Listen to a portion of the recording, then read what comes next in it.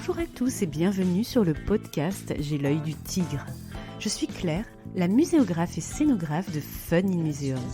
Mon métier, c'est d'aider les musées, les équipements touristiques et tous les professionnels du patrimoine à trouver des solutions pour booster, rendre waouh l'expérience de leurs visiteurs. Chaque semaine, je vous donne les stratégies, les astuces et surtout de la bonne humeur pour réinventer avec moi le monde des musées, les rendre plus fun et vraiment accessibles à tous.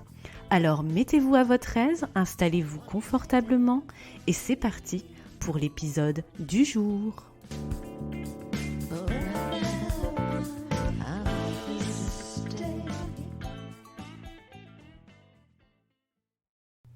Bonjour et bienvenue dans ce nouvel épisode invité pleinement dans l'esprit Ready to Shine et mentorat que vous appréciez sur J'ai l'œil du tigre. Aujourd'hui, nous allons parler d'un sujet aussi tabou que le sexe en France. On va parler d'argent et de rémunération à notre juste valeur dans notre métier culturel. D'ailleurs, vous le verrez, il y a beaucoup de liens entre sexe et argent. Nous avions déjà esquissé ce sujet dans le podcast numéro 65, souvenez-vous, Passion Culture, gratuité, bénévolat et bas salaire, point d'interrogation. Mais ici, on monte d'un cran dans la réflexion, avec des conseils concrets et surtout l'avis d'une experte reconnue sur la question de la négociation de rémunération, les femmes et leur argent au travail. Car il est temps de briser les tabous, les diktats et le plafond de verre sur cette question de nos rémunérations et de l'argent dans la culture. Je reçois la pétillante et talentueuse Insaf El Hassini, qui m'a fait l'honneur d'accepter mon invitation. Insaf El Hassini est juriste financier et experte en négociation de rémunération. Elle est aussi la créatrice du podcast Ma Juste Valeur, une référence sur la négociation et l'argent des femmes au travail. Plus d'1 million d'écoutes. Une véritable pépite et l'un des podcasts qui m'a le plus marqué ces 2 dernières années.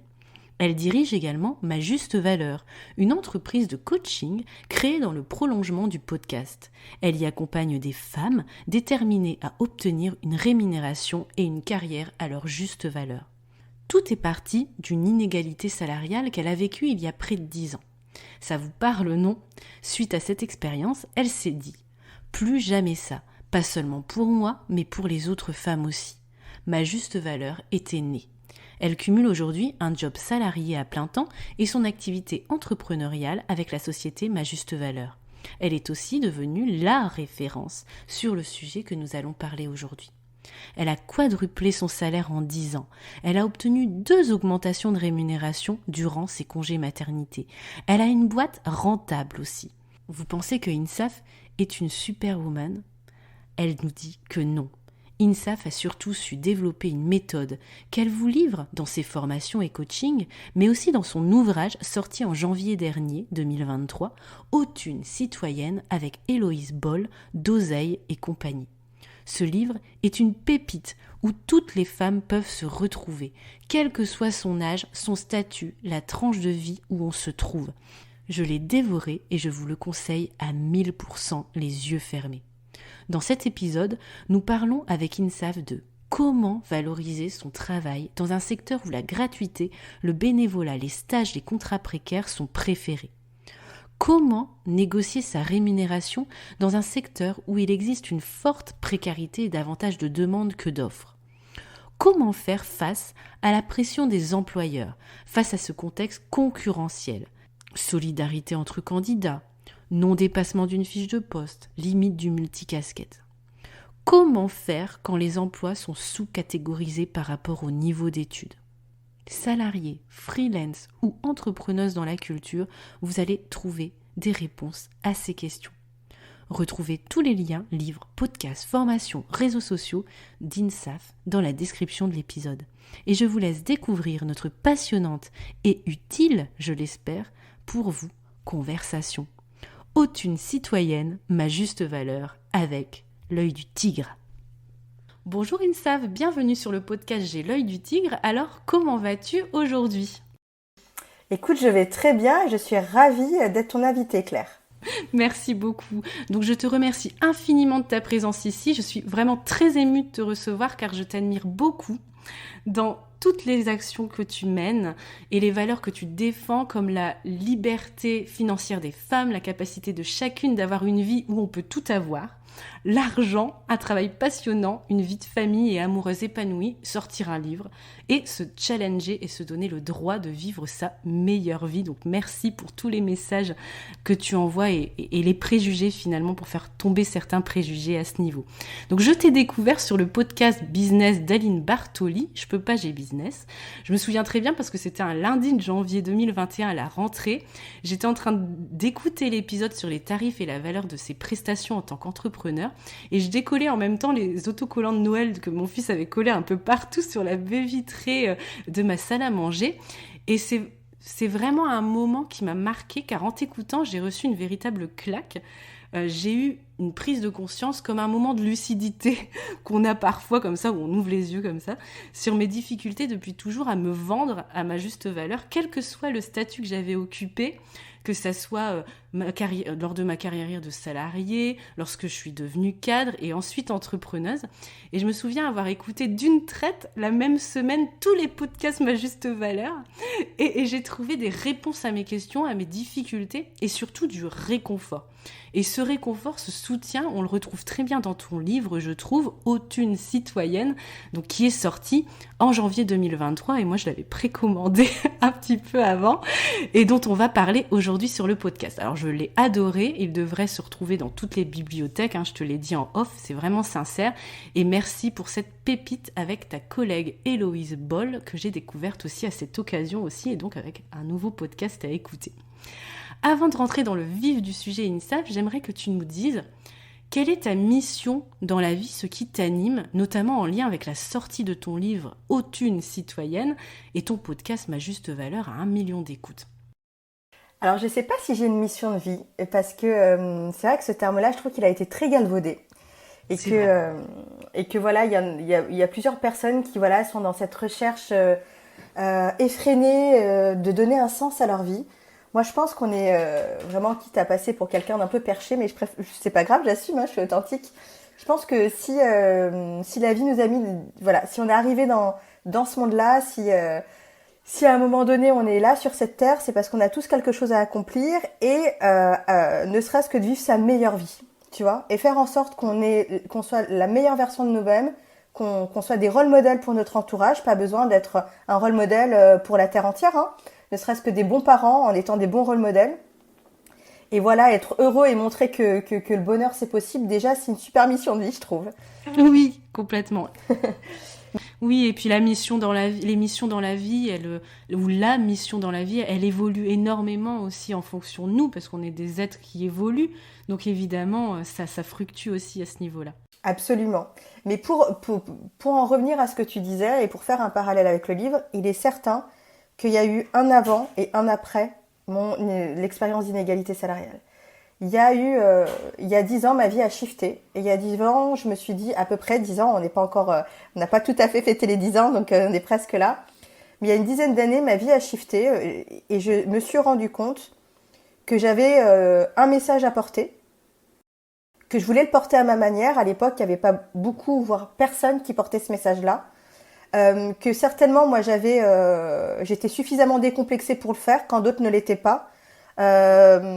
Suffisamment peut-être audacieuse à ce moment-là, peut-être suffisamment inconsciente aussi, pour le faire sans m'apercevoir des critiques que je pouvais obtenir ou des retombées négatives que je pouvais avoir. Mais en tout cas, à un moment donné, je me suis dit, il y a un message, j'ai envie de le porter. Aujourd'hui, je suis hyper heureuse de plus être la seule et qu'il y ait plein d'autres personnes qui portent aussi ce message.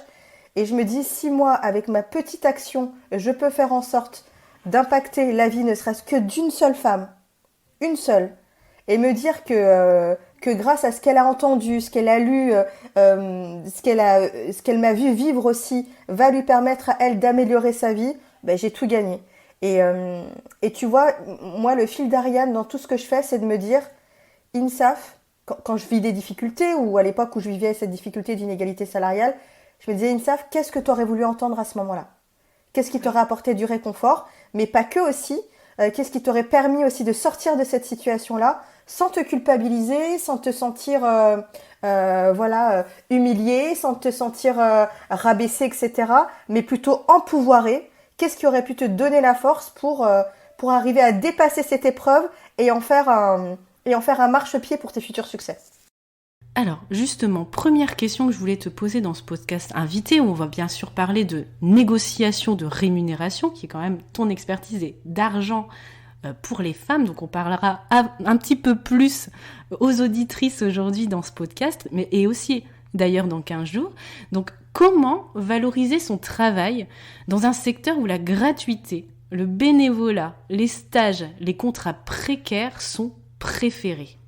C'est une très bonne question, Claire. C'est une très bonne question. Et moi, je pense que tout le nœud du problème, c'est le piège des métiers passion. Quand tu es dans un métier passion, le deal que tu passes avec le marché de l'emploi de manière générale ou le marché du travail, c'est de dire, puisque tu as cette chance-là de pouvoir faire un métier qui te passionne, donc quelque part d'alléger cette source de pénibilité que représente le travail de manière générale, tu dois faire un sacrifice. Et ce sacrifice-là, il doit être au niveau de ta rémunération. Pour moi, c'est un postulat qui est inacceptable et avec lequel on a réussi à faire avaler des couleuvres à tous les employés de ce secteur-là, à toutes les personnes qui travaillent dans ce secteur-là. Et pour moi, c'est vraiment quelque chose de... Vraiment, c'est quelque chose qui me dépasse et vraiment au-delà de me dépasser, qui m'énerve un peu, qui me met en colère et qui m'indigne en fait. Parce que la vérité, c'est que le travail, au XXIe siècle, il n'a pas à être pénible. C'est un moment, c'est un échange de qualifications, de compétences, d'expertise, d'expérience. C'est une force de travail que tu mets à la disposition de ton employeur ou de ton client. On n'est plus dans le travail comme on l'imaginait à l'époque de la révolution industrielle où c'était du labeur, avec toute cette dimension de pénibilité-là qu'on avait avant.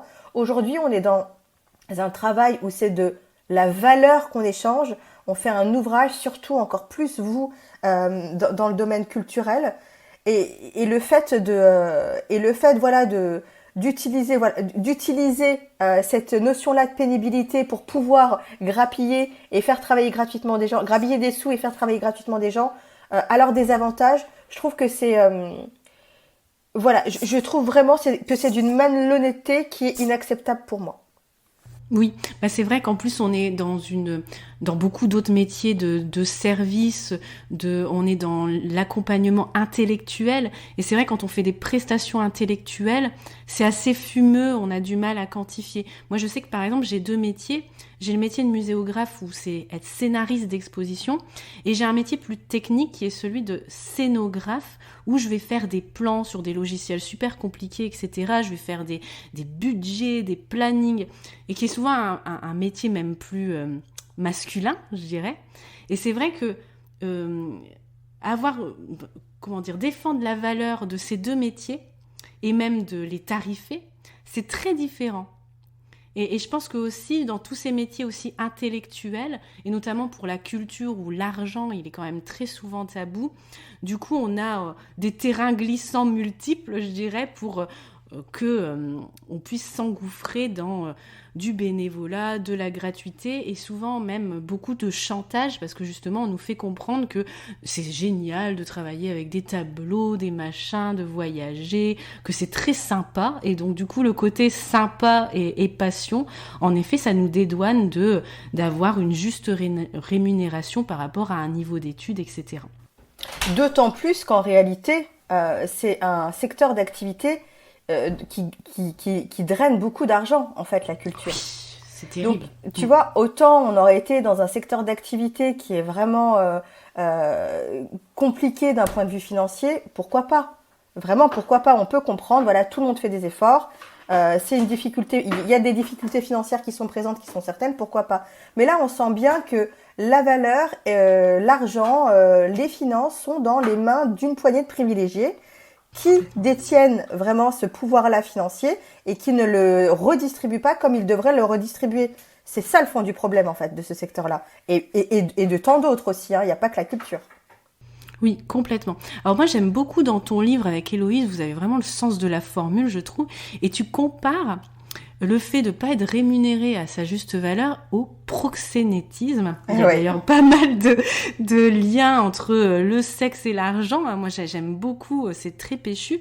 Et j'aimerais partager un tout petit passage de ton livre où tu dis « Lorsqu'une femme n'est pas justement rémunérée pour un travail donné qui sert à enrichir une autre personne, en l'occurrence un homme, cela s'appelle du proxénétisme. » Et j'ai trouvé cette phrase profondément forte et moi, ça m'a rappelé énormément de relations que j'ai eues, que ce soit en termes de salariés, où souvent les hommes étaient décideurs et bien plus payés que nous, petites productrices, et même des clients finalement, des donneurs d'ordre, des décideurs qui sont aussi des hommes. Et j'ai beaucoup aimé cette expression-là en tout cas et cette comparaison, parce qu'elle est très juste. En fait, moi aussi, je la trouve très juste. Alors, un peu osée, mais très juste, criante de vérité. En fait, à mon sens, elle est criante de vérité. C'était vraiment ma vision des choses. Et en fait, c'était une manière aussi de dire la vérité et de dire les choses telles qu'elles sont. Parce qu'en réalité, il y a beaucoup de femmes qu'on met sur le tapin.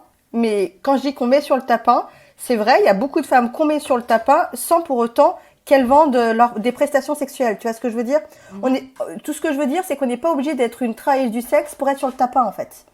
Parce que tous ces employeurs hommes qui nous font travailler sans nous redistribuer justement une part du gâteau et une juste rétribution par rapport à la valeur du travail qu'on apporte et la valeur qu'on génère et qu'on leur permet de générer, c'est du proxénétisme en fait, tu vois. Donc je pense que c'est hyper important de le dire. On est aussi dans un marché du travail où on a normalisé le fait d'être des proxénètes mais en col blanc, tu vois. Il y a des pour moi, quelque part, certains employeurs sont des proxénètes en col blanc. Alors, ce qui est changé, c'est pas du tout des faveurs sexuelles, c'est autre chose, mais c'est un autre travail qui a une valeur qui est différente. Oui, et c'est vrai que moi, ça m'a beaucoup parlé cette phrase parce que quand j'ai quitté le salariat pour devenir entrepreneuse et finalement faire entre guillemets le même métier que je faisais avant en tant que salariée, mais c'est même pas pour moi le même métier parce que les valeurs sont différentes, la manière de pratiquer le travail est différente, donc pour moi c'est totalement autre chose. Mais en fait, je suis partie parce que j'avais vraiment la sensation d'enrichir mon ancien boss. Et j'avais l'impression de financer sa villa. À chaque fois que je recevais ma fiche de paye, j'avais l'impression de l'enrichir en fait et de financer son propre bien-être à lui. Et c'est pour ça aussi que ça a pesé dans la balance quand j'ai décidé de partir. Et donc du coup, j'ai trouvé cette punchline vraiment criante de vérité en tous les cas, moi par rapport à ce que j'avais vécu et j'avais vraiment envie de la partager. Donc bien sûr, on va parler de négociation de rémunération, qui est l'un des sujets phares de ton livre, mais pas que.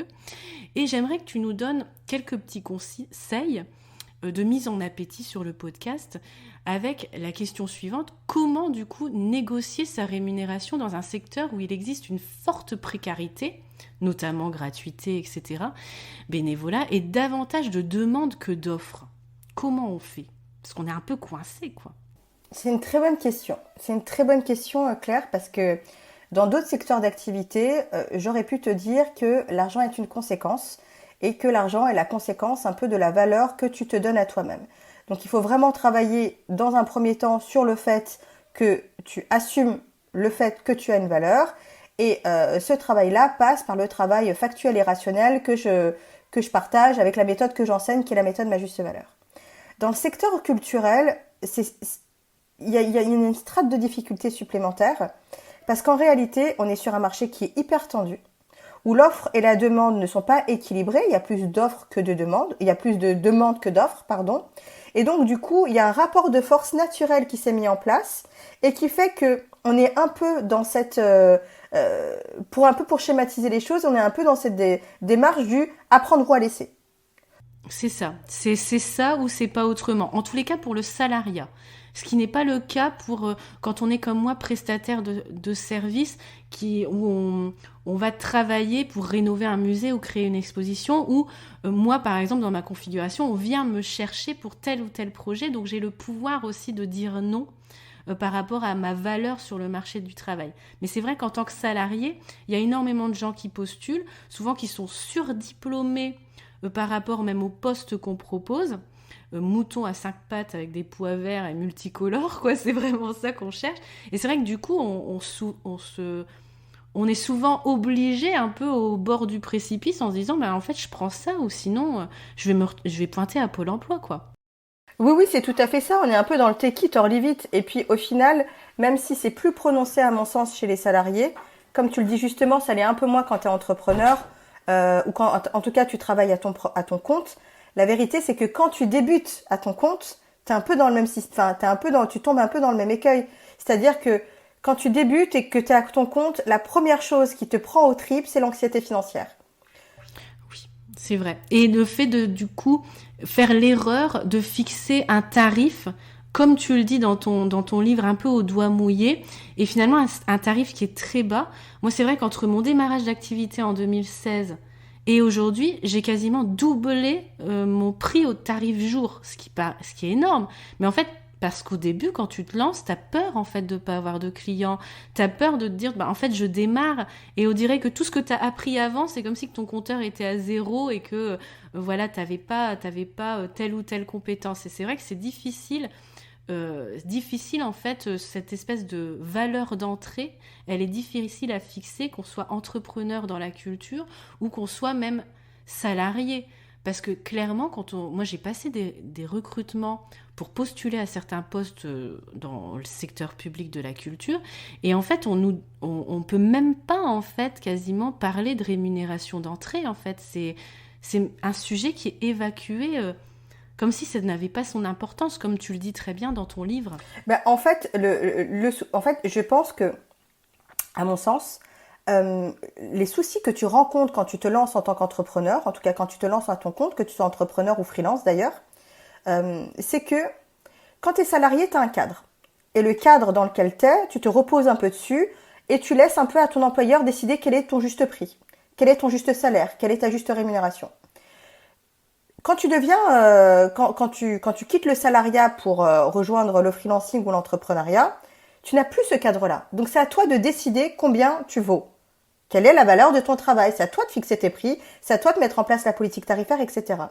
Et en fait, puisque toute ta vie, tu as été éduqué, élevé, qu'on t'a biberonné en te disant que les sujets d'argent n'étaient pas de ta responsabilité et qu'on t'a dépouillé de ce pouvoir-là de décision de quelle était ta juste valeur, en te conditionnant et te bourrant le crâne, en te disant avec des fausses croyances qui sont tu peux pas négocier ton salaire, dans la culture tu ne peux rien faire, c'est comme ça et pas autrement, de toute façon c'est un peu take it or leave it, etc. Et ben en fait tu pars du postulat que tu n'as pas de pouvoir sur les questions d'argent et qu'au lieu d'être actrice de ta rémunération, que ce soit un salaire ou un tarif, tu dois la subir. Et donc je pense que déjà quand tu es salarié, tu subis en général ta rémunération. Puis après, quand tu deviens entrepreneur ou freelance, c'est encore pire parce que tu tombes vraiment, alors là c'est même pas un écueil, c'est le gouffre, c'est le piège ultime, c'est de mettre en place des tarifs qui sont en fonction de ton niveau de confiance en toi, plutôt que ton niveau de compétence. Complètement ça. Complètement. Tu vois, et Claire, je vais te donner un exemple qui est vraiment tout bête, hein. C'est comme si un boulanger, quand il décidait de fixer le tarif de sa baguette de pain, décidait de ce tarif-là en fonction de son niveau de confiance en soi. Non. Ou que toi, si tu as une maison à vendre, disons que tu as eu un bien immobilier que tu veux vendre, tu ne te dis pas, je vais vendre ma maison, je vais vendre mon appart, je vais vendre un garage en fonction de mon niveau de confiance en moi. Jamais tu ferais cette erreur-là. Jamais. Mais tu l'as fait sur le marché du travail. Pour en revenir à ta question et pour donner des tips concrets du coup à tes auditrices et tes auditeurs, je dirais que c'est un vrai problème le secteur de la culture. Donc en réalité, il faut être hyper ingénieux pour pouvoir dépasser ces difficultés-là. Moi, à mon sens, quand on est dans un secteur d'activité qui paye mal, parce que pour plusieurs raisons qu'on a évoquées et d'autres qu'on va évoquer tout à l'heure, il faut mettre en place une stratégie qui nous permet de toujours être en mesure d'élever notre niveau de rémunération. Cette stratégie-là, évidemment, elle doit être mise en place en fonction de nos objectifs de carrière et puis nos priorités de vie. C'est toujours la base. Mais il faut qu'on ait une stratégie qui soit mûrie, réfléchie et qui soit calculée, établie et définie. Et pour ce faire, moi, ce que je préconise de manière générale à mes clientes qui sont dans ce secteur-là, c'est de leur dire, écoute, notamment j'ai beaucoup de clientes qui sont rédactrices web et qui sont dans le secteur de la presse, qui est comme le secteur culturel, un secteur vraiment très qui est très compliqué d'autant plus pour les femmes. Ce que je leur conseille, moi, en termes de stratégie, c'est de diversifier leurs revenus, diversifier leurs activités. C'est-à-dire que, dans la mesure du possible, tu peux prendre un emploi de salarié qui rémunère mal parce que c'est comme ça et que même si tu négocies, que tes forces de proposition, etc., le fait est que le poids de la dynamique de ce marché-là est plus importante que ton poids à toi. Donc, tu peux avoir un job salarié et tu peux par ailleurs soit décider de rester toute ta vie salariée mais de te nicher, c'est-à-dire aller développer une expertise, une technicité sur un sujet qui est bien particulier où il y a très peu de personnes qui le font. Dans ce cas-là, tu vas pouvoir renverser le jeu de pouvoir et tout du moins te remettre, de rééquilibrer et réajuster le jeu de pouvoir et te mettre d'égal à égal avec tes futurs employeurs, ou avoir être dans une posture d'avoir le pouvoir de ton côté. Donc c'est ça. Et sinon, si tu ne peux pas te nicher, ou tu ne veux pas te nicher, ça peut être aussi un choix, c'est de diversifier tes revenus en ayant un job salarié et un job, ce qu'on appelle un sidekick, un side gig ou un side business. C'est d'avoir des prestations en freelance que tu fais. En te disant que, pourquoi pas, le jour où tu arrives à avoir augmenté tes niveaux de revenus significatifs grâce à ton job de freelance, pouvoir être en mesure de dire, bon bah salut, je quitte mon job salarié. Je tiens aussi à donner un autre tips à toutes celles qui sont bénévoles. Moi, tu sais, j'ai été bénévole pendant, là pour le coup, bien 10 ans, à travers l'association Lean in France, que j'ai fondée et qui faisait partie de la fondation Lean in qui était à Palo Alto et qui a été créée du coup par Sheryl Sandberg, qui est la numéro 2 de Facebook. Donc j'ai travaillé gratuitement pendant 10 ans. Et sincèrement, je regrette rien parce que j'ai appris beaucoup de choses. Mais si c'était à refaire, je ne le referais pas. Parce que le bénévolat, aujourd'hui, est devenu le cheval de Troie pour faire travailler des gens gratuitement. Parce qu'en réalité, quand tu travailles gratuitement, tu envoies le message que ton travail n'a pas de valeur. Oui. Alors que tu peux très bien travailler de manière quasi gratuite, tout en envoyant le message que ton travail a de la valeur, en demandant une rémunération symbolique. Parce que tu vois, moi, quand j'ai fondé Lean in, j'ai quand même monté de terre un réseau national et même, je dirais même presque international pendant 10 ans. Donc j'ai créé tout ça, j'ai créé cette valeur-là. J'ai créé une communauté, etc. pour laquelle je n'ai pas été payée. En tout cas, pas avec de la monnaie sonnante et trébuchante. Et j'ai même quelques fois, moi, sorti mes deniers personnels pour faire face aux frais. Et du coup, même si aujourd'hui je suis très heureuse de ce que j'ai fait, je regrette absolument rien, etc., et que j'ai pas du tout de ressentiment, bien au contraire, c'est que en réalité, j'aurais dû à ce moment-là demander une rémunération symbolique. Parce que tout ce que j'ai fait aujourd'hui, ça a été repris et c'est monétisé d'une certaine manière, ne serait-ce que pour obtenir des donations, ne serait-ce que pour obtenir des sponsorings, ne serait-ce que pour obtenir des subventions. Tu vois ce que je veux dire ? Oui. Donc, moi, aujourd'hui, quand on parle de bénévolat, j'ai limite les poils qui se hissent et je suis pas la seule, hein, parce qu'en fait, le bénévolat et le travail associatif, le tissu associatif, d'autant plus de notre pays, c'est un vrai pont entre ce que peut faire l'État et ce qu'il n'arrive pas à faire, ce que l'État doit faire, ce qu'il n'arrive pas à faire, et ce que les entreprises ne peuvent pas faire. Donc clairement, le tissu associatif couvre tout un pan de la construction de notre société qui n'est pas pris en charge par l'État. Et tout ce pan-là est fait gratuitement. Et ça, ce n'est plus possible en fait. On ne peut plus dire que les associations font un travail qui est gratuit parce que ça veut dire que leur travail n'a pas de valeur. Or, il est hyper important de poser de la valeur et même de changer même la dynamique de la manière dont on voit notre contrat social dans cette société, tu vois. Si on donnait plus de valeur au travail du tissu associatif, et donc si on le payait, peut-être qu'il y aurait plus de gens qui se professionnaliseraient et qui ferait avancer les choses. Oui, je te rejoins là-dessus. Et en plus, ça fait effet boule de neige. Moi qui travaille pour beaucoup d'associations, notamment de protection de la nature, qui sont internationales, que ce soit des animaux marins, etc. En plus, du coup, comme ces associations, elles travaillent, elles font des missions justement pour lesquelles l'État ne peut pas répondre pour créer des équipements de sensibilisation, etc.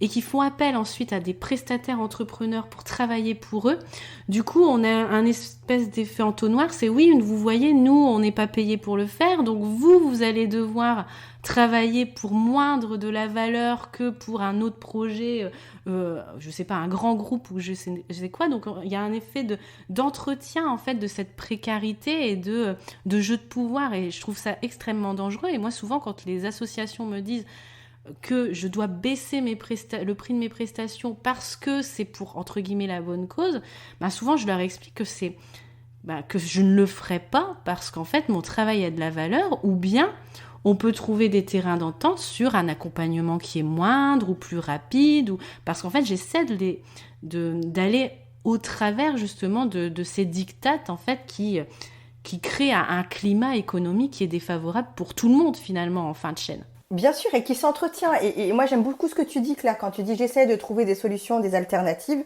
C'est ce que je propose aussi, tu vois. Je dis, il y a des fois, il n'y a pas que il n'y a pas que de l'argent, il n'y a pas que la monnaie sonnante et trébuchante qui compte. Il y a plein d'avantages en nature, il y a plein de manières d'être rémunéré à sa juste valeur. En augmentant le volume, si tu baisses les prix, en s'accordant sur d'autres prestations par le futur, etc. Il y a plein de choses sur lesquelles tu peux jouer. En revanche, il faut qu'on cesse, nous aussi, de participer à l'entretien de ce système-là, en fait, oui, qui est un système complètement défaillant. Défaillant complet. Oui, tout à fait. Et c'est vrai que du coup, il faut vraiment défendre et apprendre à dire non pour justement qu'on soit de plus en plus nombreux justement à pas entretenir cette espèce de climat. Et je trouve que tu l'expliques très bien dans ton livre, la définition même de la rémunération. Parce qu'en fait, tu parles de monnaie sonnante et trébuchante, et nous, c'est ce qui nous vient au début, ça, c'est le chiffre sur la fiche de paye, etc. Mais la rémunération, c'est aussi une voiture de fonction, c'est aussi un appartement, c'est aussi peut-être travailler 4 jours et être payé 5 jours. Voilà, il y a aussi des curseurs de négociation qui ne sont pas uniquement pécuniers, on va dire, vraiment avec le chiffre qu'on a à la fin sur sa fiche de paye, ou même le tarif, la facture qu'on envoie à son client. Et je pense que ça, on le sous-estime aussi, que ça soit les primes, etc. Je trouve que c'est important de se dire que quand on négocie un salaire d'entrée, pour ceux qui nous écoutent, notamment les auditrices salariées, un salaire d'entrée et qu'on souhaite renégocier son salaire après, à minima par rapport au pourcentage de l'inflation, on peut aussi négocier des autres avantages en nature, etc. Et choses on pense très rarement, je trouve. Oui, parce qu'on est persuadé que la rémunération, que ce soit, peu importe ton statut d'ailleurs, que la rémunération, c'est le chiffre qui est situé en bas à droite de ta fiche de paye, ou de ton devis, ou de ta facture, alors que pas du tout. Il y a plein d'autres manières de se faire rémunérer. En tout cas, il y a plein d'autres manières d'augmenter son niveau de vie sans toucher de l'argent sonnante et trébuchante. Et tu le disais, 4/5e rémunéré temps plein, taux plein, avoir passé une formation diplômante qui va vous permettre de changer de statut, d'échelon, et donc pouvoir prétendre à de meilleurs salaires, ou en tout cas, si c'est pas un meilleur salaire, pouvoir prétendre à bouger de là où vous êtes pour une meilleure entreprise, une voiture de fonction, un logement de fonction, la prise en charge d'énormément de choses, les frais de garde aussi qu'on peut se faire rémunérer avec les crèches d'entreprise. Il y a plein de choses qui permettent un plan épargne entreprise, les frais, les complémentaires santé, enfin, ne serait-ce qu'un abonnement à la salle de sport. Tu sais, il y a plein d'entreprises qui proposent ça. Mi bout à bout, finalement, ça vous fait économiser. Mi bout à bout, quand vous les calculez, ça vous fait économiser beaucoup de sous, et surtout, vous vous rendez compte que votre rémunération est facilement augmentée de 10 000, voire des fois 20 000 euros. Donc, c'est pas négligeable. Oui, tout à fait. Donc, comment faire face, c'était ce que je t'avais proposé en termes de questions, comment faire face à la pression des employeurs face à ce contexte concurrentiel? Si on pouvait résumer quelques conseils que tu nous as donnés pendant notre conversation. Donc déjà, tu dis toujours qu'il faut définir le juste prix de son profil sur le marché du travail. Donc qu'est-ce que je vaux? Mais ça, c'est pas évident dans le secteur de la culture, parce que c'est même très tabou en fait de dire combien on gagne. Moi, aujourd'hui même, je n'arrive pas à dire par rapport à une certaine précarité combien je gagne ouvertement. C'est vrai que du coup, quelques conseils. Donc il faut absolument parler de sa rémunération dès l'entrée, dès l'entretien d'embauche, hein, on est d'accord ? Ça, c'est impératif. On n'est pas obligé de transmettre ses bulletins de salaire pour des entretiens. Moi, c'est quelque chose que j'ai appris en lisant ton livre. C'est parfaitement illégal de les demander même.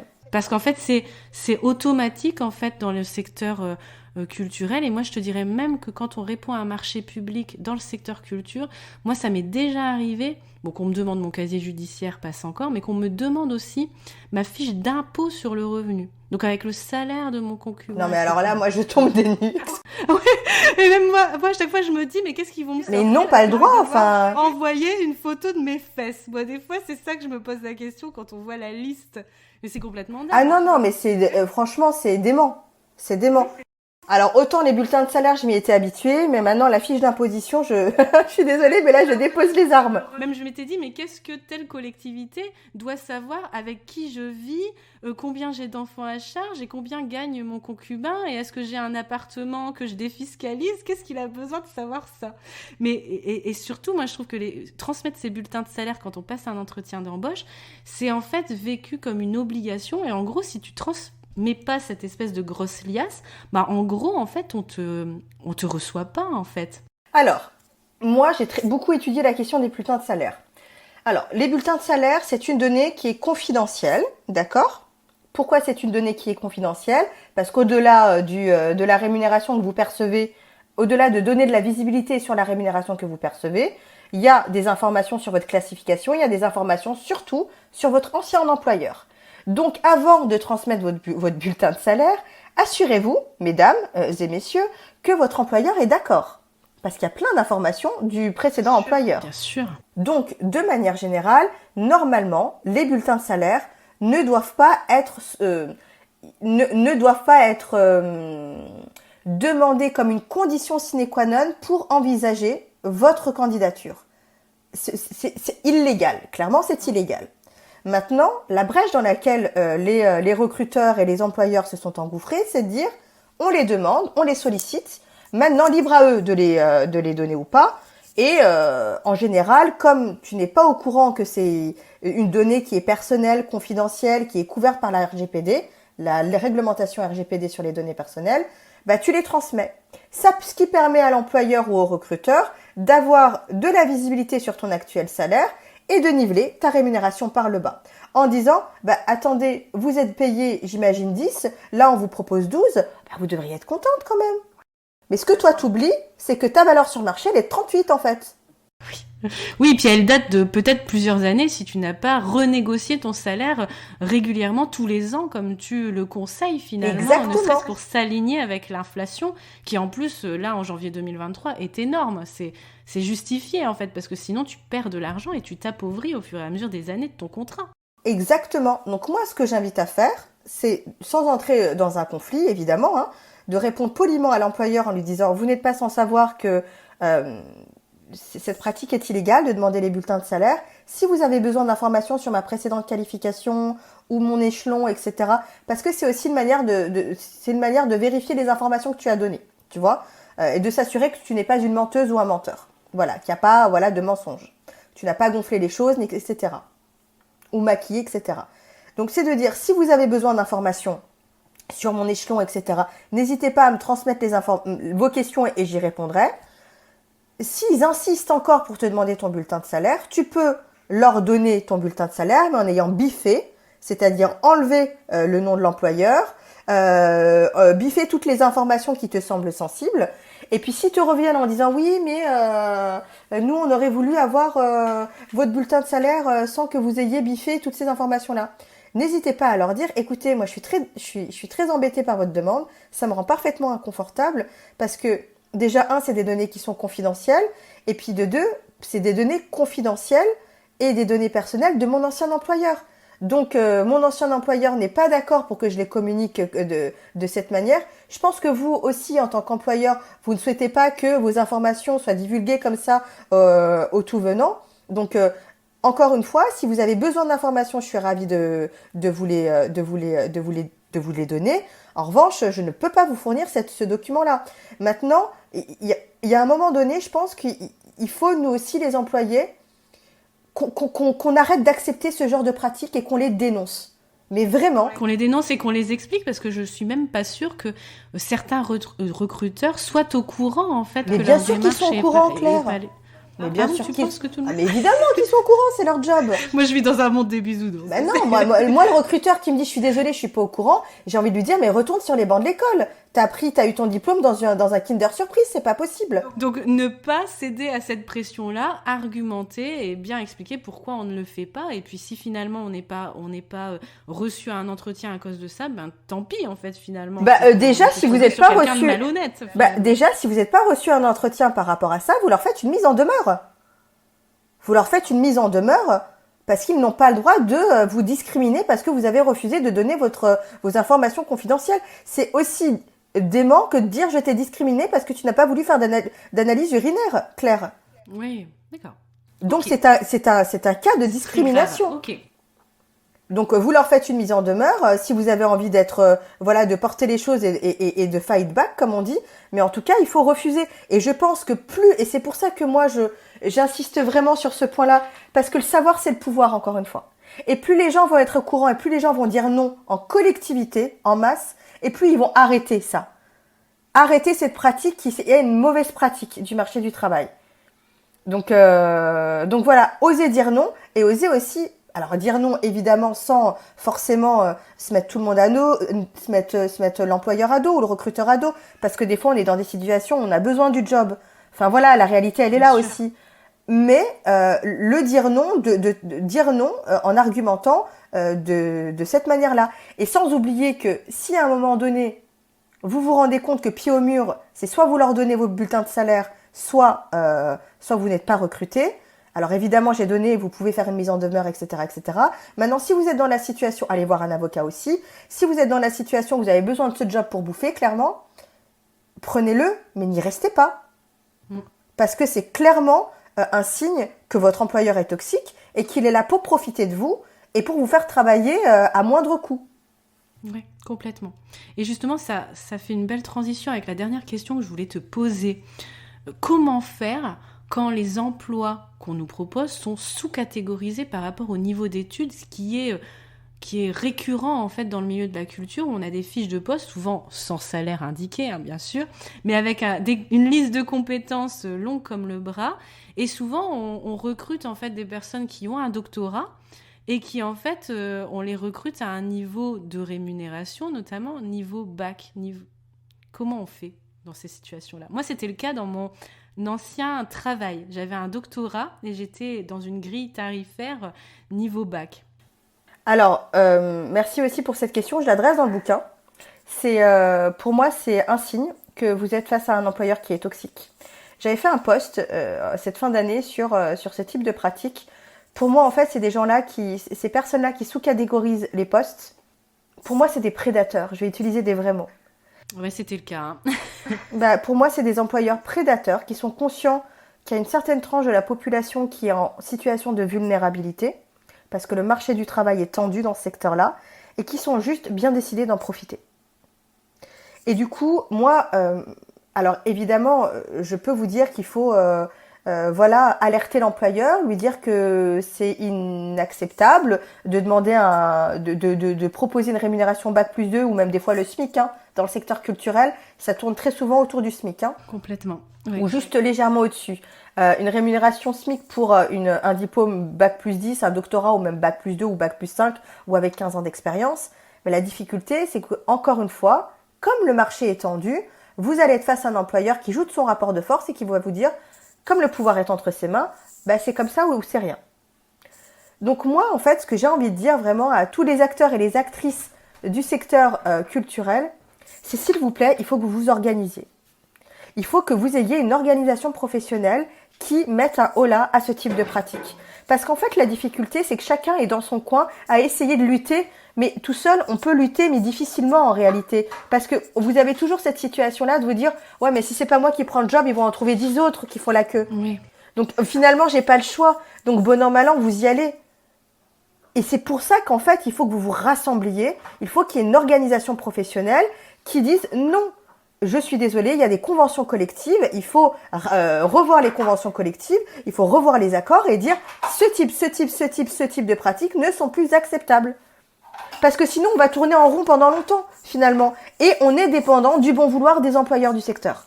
Et encore plus quand ces personnes font des chantages et qui sont totalement conscients de nos failles et de, comme tu le disais, syndrome de l'imposteur, de manque de confiance, etc. Ça rajouté, c'est sûr qu'en effet, on est vraiment sur un terrain extrêmement glissant.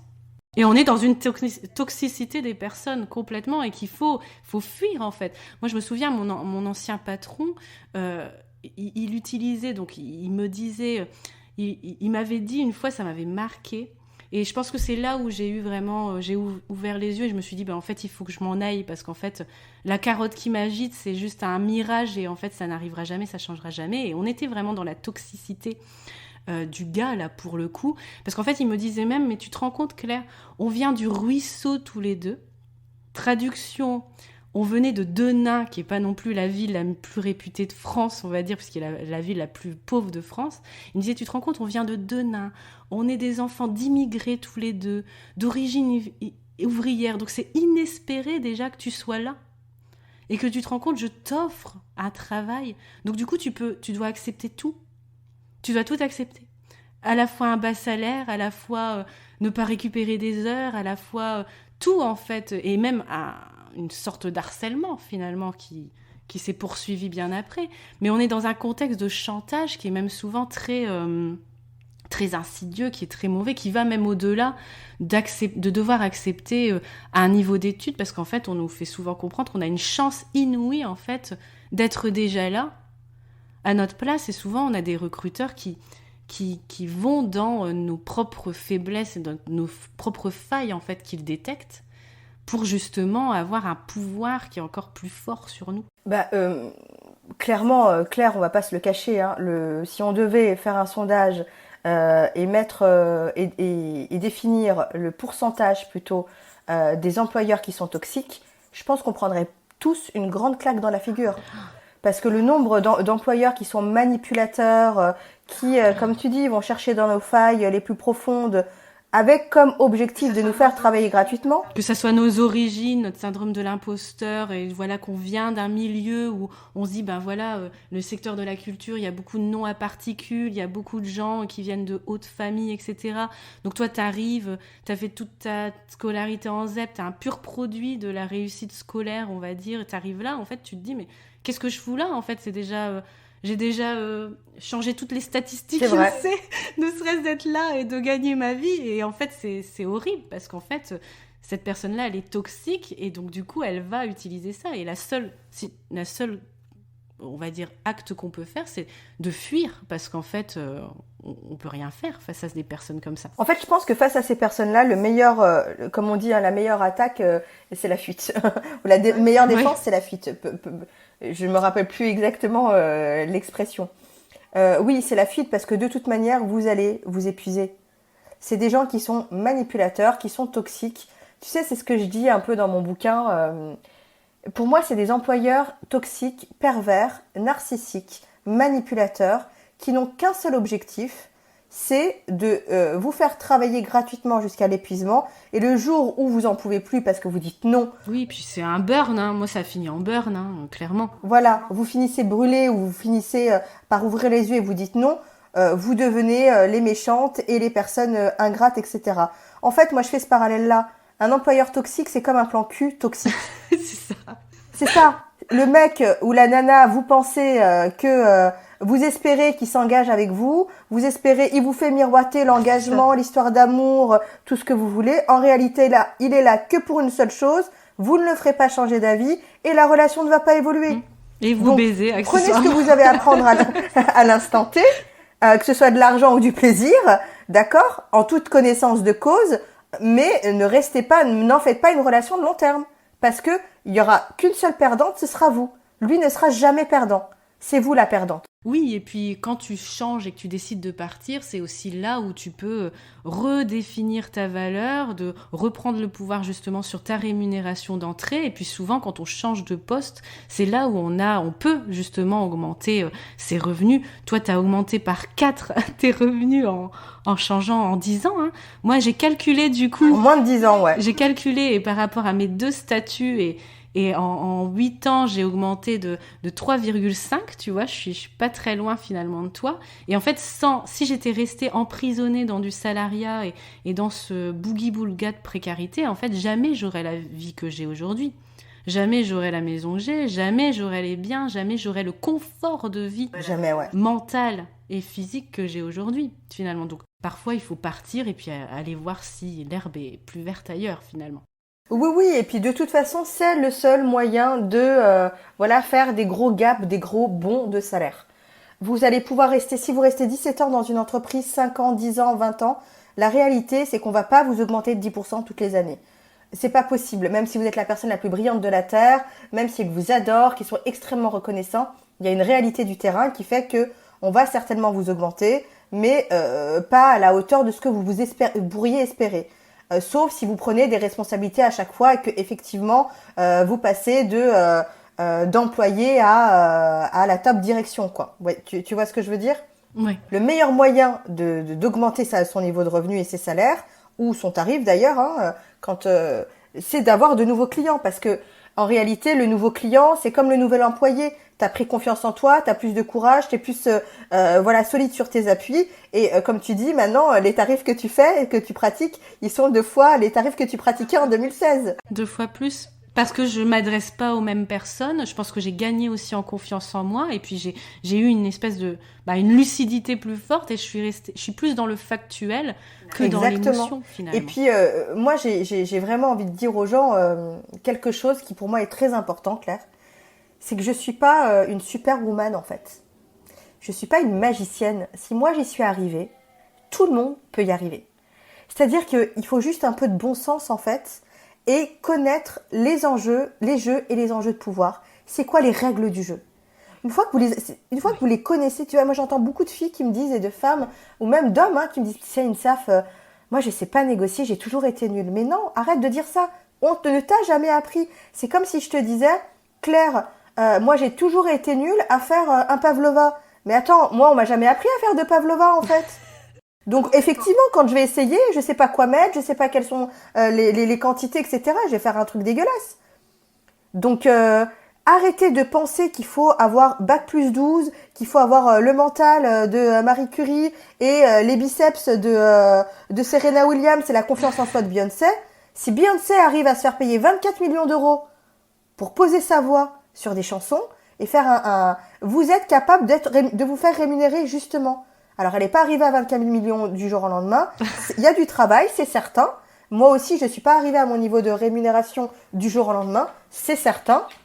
En revanche, c'est possible. Et si une femme qui s'appelle Insaf El Hassiny y est arrivée, qui est aussi une fille d'immigrés, qui est aussi une transfuse de classe, je pense que vous aussi, vous allez pouvoir y arriver. C'est à votre portée, sachez-le. Il faut juste vous former. Merci beaucoup, Insaf, de l'avoir rappelé. Et d'avoir répondu à toutes mes questions. Alors en ce moment, donc c'est la promotion de ton livre qui se voit partout. J'ai l'impression de ne voir que ça sur les réseaux sociaux. Donc ton livre Autune citoyenne, donc avec ta collègue Héloïse Boll. Donc on va bien sûr mettre tous les liens pour l'acquérir en description de l'épisode. Est-ce que tu peux juste, du coup, en ouverture, nous en dire un peu plus pour celles qui voudraient aller plus loin après ce podcast avec ton livre? Bien sûr. Alors, Autune citoyenne, c'est un projet qu'on a eu avec ma co-autrice, que j'adore, que j'embrasse et que je salue, qui s'appelle Héloïse Boll, qui est formidable et qui a une entreprise qui s'appelle Oseille et compagnie et qui fait du conseil en gestion de patrimoine. Elle a aussi un compte Instagram qui s'appelle Oseille et compagnie, et si vous voulez y voir plus clair dans vos finances perso, vraiment allez jeter un coup d'œil parce que c'est intéressant, instructif et drôle en plus. Et avec elle, on avait le même projet commun d'écrire un livre sur les femmes et l'argent. Moi, j'avais envie d'écrire un bouquin sur l'argent des femmes au travail et l'argent au travail de manière plus générale, et elle sur les finances personnelles. Et du coup, on s'est dit, quand on s'est rencontrés, parce que je l'ai reçu sur mon podcast Ma Juste Valeur, on s'est dit, en fait, c'est bête, on a ce même projet-là, on va sortir nos bouquins, on avait la même éditrice, on va sortir nos bouquins à peu près au même moment. Pourquoi est-ce qu'on n'en ferait pas un seul bouquin? Pourquoi est-ce qu'on ne réunirait pas nos forces? Et de cette même manière, on montrerait ce que c'est la véritable sororité, qui est un mot qui est vraiment galvaudé, parce qu'on parle beaucoup de sororité, mais dans la pratique, on la voit très peu, encore. On montrerait ce que c'est aussi de travailler à deux, et on avait cette ambition-là de faire un ouvrage de référence, une espèce de Bible. On avait vraiment cette ambition affichée. Un bouquin que tu pourrais offrir aux femmes de ta vie, que ce soit ta fille, ta mère, ta sœur, ta cousine, ta belle-mère, ta grand-mère qui vient de partir à la retraite et qui a besoin d'optimiser ses finances parce que voilà, elle va avoir une baisse de revenus. Peu importe, à toutes les femmes de ta vie, et pour que tu puisses, prendre le pouvoir sur ta rémunération, que tu sois, peu importe ton statut, que tu sois salarié ou indépendante ou entrepreneur, savoir qu'est-ce que c'est une rémunération, comment négocier ta meilleure rémunération, comment éviter les écueils d'une relation toxique au travail, en devenant entrepreneur, comment fixer tes tarifs, comment éviter les écueils aussi quand tu deviens entrepreneur et que tu t'associes, comment développer ton expansion financière et pas jouer petit, essayer de voir grand quand tu rêves grand, etc. Et puis aussi, les finances personnelles, c'est-à-dire l'argent dans ton foyer, à la maison, comment organiser les discussions autour de l'argent dans ton couple, comment organiser aussi le travail gratuit que tu fournis à ta famille, comment générer de l'épargne, comment dépenser mieux, comment générer de l'épargne et après comment investir ton argent pour qu'il puisse travailler pour toi et t'assurer une sécurité financière.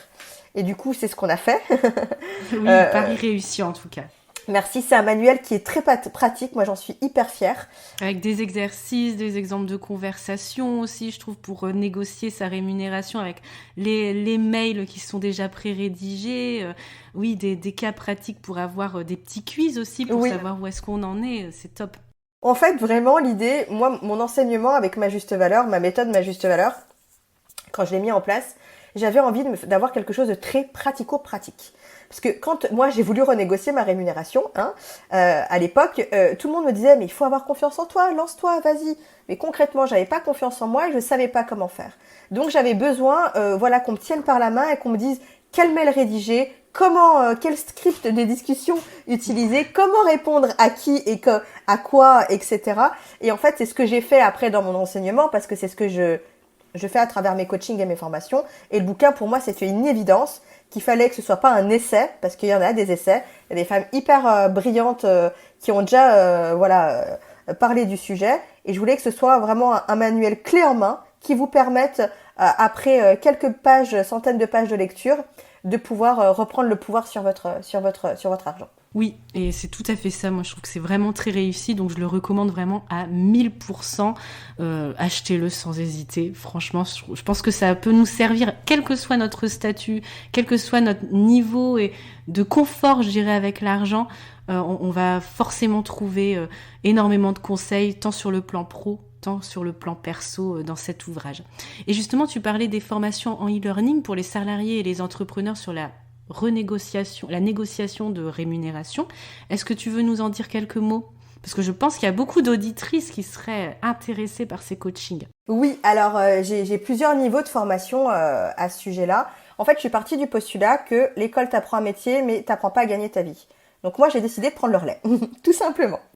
C'est ça, moi c'est souvent ce que je pose à mes étudiants. Je leur dis, ok, vous choisissez un métier, mais en fait vous voulez quelle vie ? Vous voulez voyager beaucoup ? Vous voulez gagner beaucoup d'argent ? Et souvent quand je leur pose ces questions-là, j'ai l'impression d'être la vieille de service, parce qu'en fait on se pose pas ce genre de questions.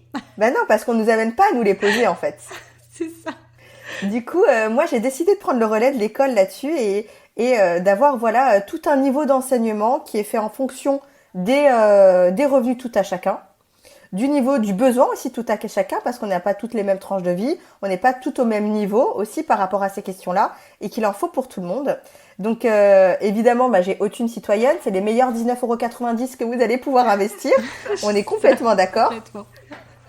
Ça c'est pour le bouquin. J'ai aussi des guides de négociation, renégociation tarifaire et salariale. Et puis surtout, j'ai des cours en ligne de négociation de rémunération. Donc c'est des cours audio et vidéo pour t'apprendre à négocier ta rémunération, que tu sois indépendante ou salariée, en toute autonomie. Et puis après, j'ai le step supérieur qui est la formation. C'est pendant 6 mois en fait. Je suis, tous les 6 mois, je suis un groupe de femmes qui ont accès évidemment à tout mon bundle de formation par ailleurs. Mais pendant 6 mois, on prépare leur projet de négociation ou de renégociation. Et là, donc, toutes les semaines, on se rencontre tout ensemble. C'est du coaching de groupe. C'est des femmes qui deviennent amies. La communauté est créée, elles sont formidables.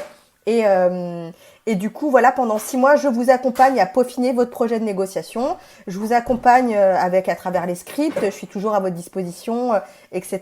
Et après ces 6 mois-là, j'ai la formule qui est mentorat.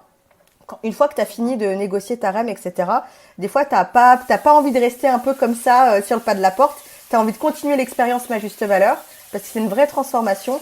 Et dans ce cas-là, j'ai un programme de mentorat pendant 1 an où on se retrouve une fois par mois avec les filles et on discute des sujets de rémunération, de carrière, de business qui les intéressent pour pouvoir étendre, expandre soit leur carrière, soit leur business. Et puis on a des rencontres en présentiel, voilà, on se rencontre et virtuellement et physiquement et c'est formidable parce que du coup j'ai le sentiment de mettre en place une vraie armée de femmes qui sont prêtes à défendre ce qu'elles valent et à incarner vraiment fièrement leur juste valeur. Oui, complètement. Donc, différents niveaux, du coup.